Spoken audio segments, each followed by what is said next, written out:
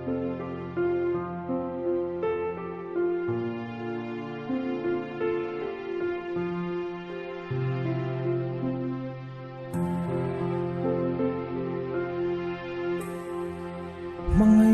na rin ang spate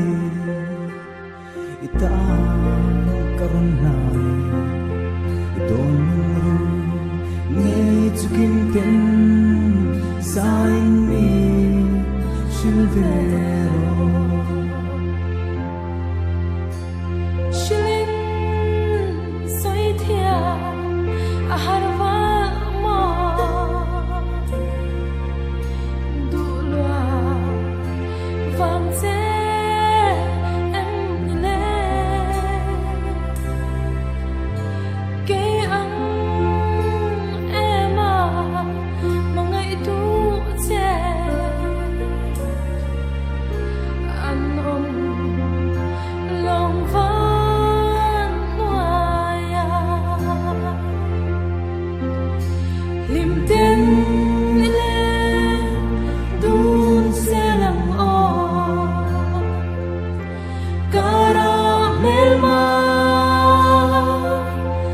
leng vel ma se kum kong di an ka khang to se phong chân ma chua miền chân lo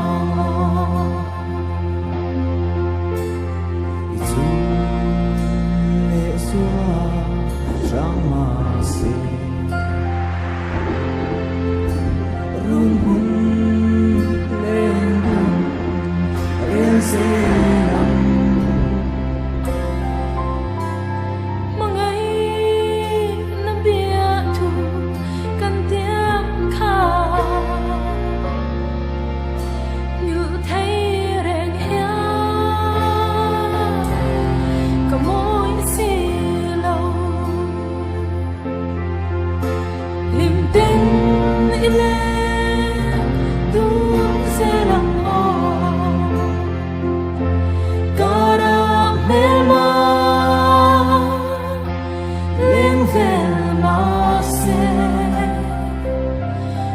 cuồng đi ăn